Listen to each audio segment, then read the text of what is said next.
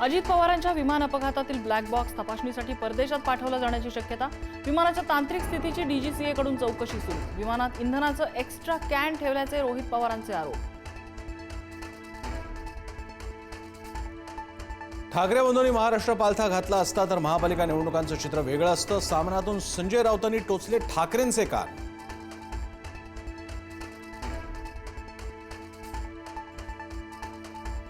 एकनाथ शिंदे मुख्यमंत्री उपमुख्यमंत्री झाले तरी गणेश नाईक आहेत तिथेच आहेत। खासदार श्रीकांत शिंदेंचा बोचरा पलटवार। 2029 ला कल्याणमधून लोकसभा लढून दाखवा, नाईकांना आव्हान।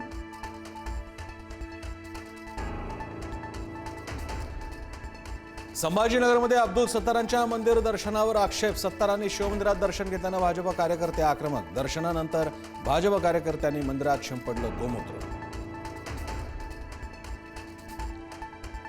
अब्दुल सत्तार हे देशभक्त, भाजपची गोमूत्र शिंपडण्याची कृती चुकीची। सत्तार प्रकरणावरनं एकनाथ शिंदेंनी भाजपला सुनावलं।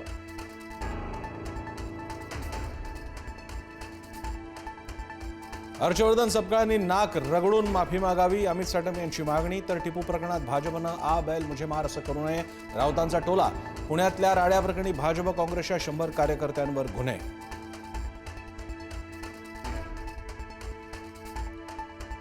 अल्पसंख्याक दर्जा मिळालेल्या शाळांना स्थगिती। मुख्यमंत्री देवेंद्र फडणवीसांचा स्थगितीचा आदेश। अजित पवारांच्या निधनानंतर 3 दिवसातच 75 शाळांना मिळाला होता अल्पसंख्याक शाळांचा दर्जा। किशोरी पेडणेकर मुंबई पालिकेच्या विरोधी पक्षनेत्या। पालिकेच्या नियमानुसार विरोधी पक्षनेत्या म्हणून पेडणेकरांची नियुक्ती।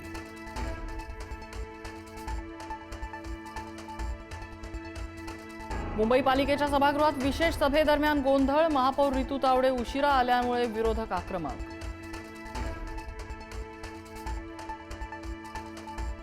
कोल्हापुरातील भोगावती साखर कारखान्यात जोरदार हाणामारी। संचालकांमध्ये झालेल्या वादानंतर एकाला बेशुद्ध होईपर्यंत मारहाण झाल्याची माहिती। कारखान्यातल्या राड्याचा व्हिडिओ पुढारी न्यूजच्या हाती।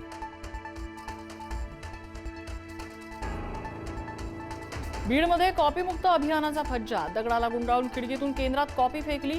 कृषी पंडित भागोजीराव ढेकळे विद्यालयातला प्रकार, कारवाईची मागणी।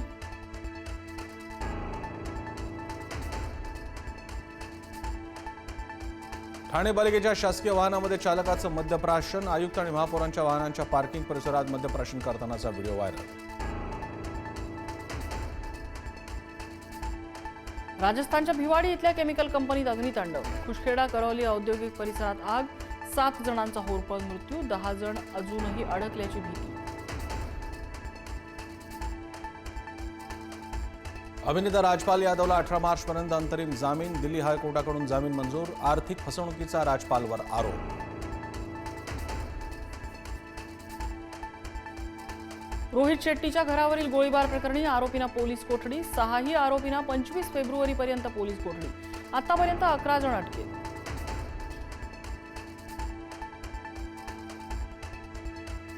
बलुचिस्तानच्या कैदेत असणाऱ्या पाक सैनिकांना ओळखण्यास पाकिस्तानचाच नकार। सुटकेसाठी पाक सैनिकांची स्वतःच्या सरकारकडे याचना। बलूच सैनिकांना सोडा तरच पाक सैनिकांना सोडू, बलूच आर्मीची पाकिस्तानपुढे अट।